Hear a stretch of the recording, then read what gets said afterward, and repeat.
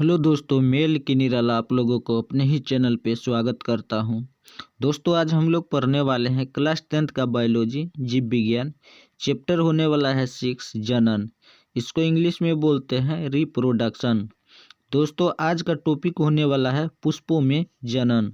तो चलिए हम लोग समझते हैं बारी बारी से। तो चलिए हम लोग पहला पॉइंट समझ लेते हैं कि क्या है।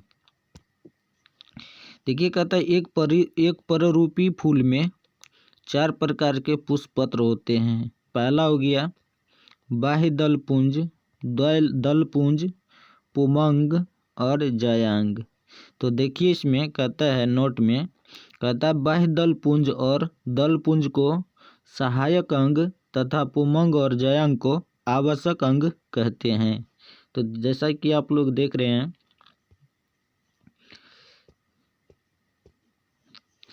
जैसे ये दल पुंज हो गया जिसको हम दल भी बोल सकते हैं, और ये बाह्य दल हो गया जिसको बाह्य दल पुंज कहते हैं।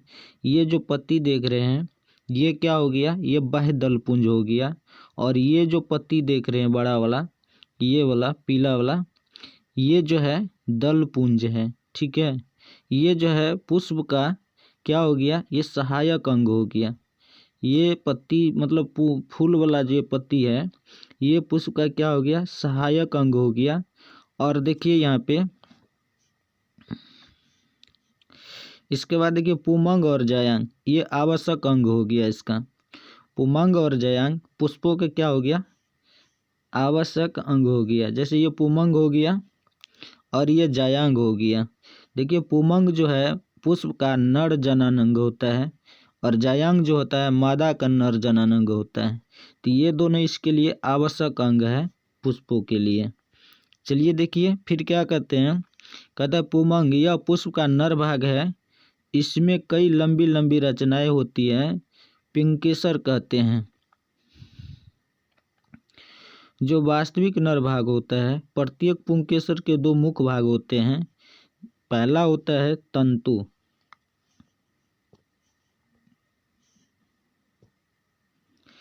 देखिए, पहला होता है तंतु। पुमंग का मतलब 2 भाग, प्रत्येक पुंकेसर के 2 भाग होते हैं जो होते हैं, जो पहला नंबर में तंतु है। ठीक है, कहता है कि यह लचीला, पतला, लंबा तथा डोरे के समान होता है, और यह पुष्पासन से जुड़ा रहता है। फिर दूसरा नंबर में देखिए क्या कहता है, परागकोश। कहता है यह तंतु के अग्रभाग में अवस्थित रहता है, इनमें परागकण नर युग्मक रहते हैं। तो चलिए इसको हम लोग समझते हैं। देखिए, कहता है पुमंग या पुष्प का क्या है, नर भाग है। जैसे कि यहाँ पर हम लोग देख पा रहे हैं, ये जो है, ये पुमंग जो है ये क्या है, पुष्प का नर भाग है। ठीक है, ये पुमंग है ना, पुमंग हमने पहले बता दी। ये पुमंग जो है ये पुष्प का नर भाग है, और इसमें 2 चीज होता है। एक तो होता है पुतंतु होता है, ठीक है, एक पराग। देखिए, एक पुतंतु होता है जो पुष्पासन से जुड़ा हुआ रहता है, और इसका अगला भाग जो होता है ये परागकोश कहलाता है, और इसमें जो छोटा छोटा कण होता है इसको परागकण कहते हैं। ठीक है, इसको परागकण कहते हैं। तो देखिए, पुतंतु और परागकोश जो होता है ये पुमांग में होता है। ठीक है, और पुमांग जो है पुष्प का नर जननांग हो गया। तो हम लोग इसमें नर जननांग पुमंग में 2 चीज को ध्यान रखेंगे, पुतंतु और परागकोश। परागकोश में ही क्या होता है, पराग कण होता है।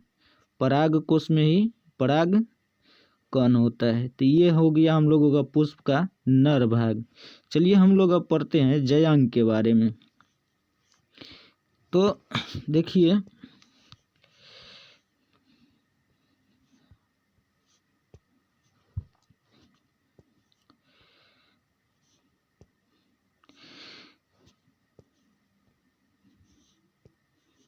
कहता है जायांग, देखिए कहता है यह पौधा का मादा भाग है। यह एक या एक से अधिक स्त्री केसर का बना होता है। स्त्री केसर वास्तविक मादा भाग होता है। प्रत्येक स्त्री केसर में 3 भाग होते हैं। तो ये देखिए मादा भाग हो गया जायांग, है ना, और इसमें 3 भाग होते हैं। जैसे कि हमने देखिए हमने पुमंग में दो भाग पढ़े हैं, जो कि नर भाग होता है, नर जनानंग होता है। दो भाग कौन कौन पढ़े? एक पुतंतु पढ़े हैं, एक परागकोश पढ़े हैं। परागकोश में ही परागकण होता है, जो ये पुमंग नर भाग में पढ़े हैं। वही जायांग में मादा भाग में हम लोग पढ़ेंगे कि इसका 3 भाग होता है। जैसे ये बीच वाला जो हो गया, ये जायांग हो गया, मतलब स्त्री भाग हो गया। और ये जो देख रहे हैं, ये दोनों जो है, ये वाला, ये मतलब जो है नर जनानंग हो गया, पुमंग हो गया। तो चलिए इसमें देखिए, तो देखिए जायांग का 3 भाग हो गया। वर्तिकाग्र हो गया, ये ऊपर वाला भाग जो दिखाई दे रहा है, ये वर्तिकाग्र हो गया। ये बीच वाला भाग जो दिखाई दे रहा है, ये वर्तिका हो गया। और ये नीचे वाला भाग जो दिखाई दे रहा है, ये अंडाशय हो गया। तो देखिए मादा जननांग जायांग में इसका मुख जो है कितना भाग हो गया? 3 भाग हो गया, ठीक है। और इधर पुमंग का कितना भाग हो गया? 2 भाग हो गया।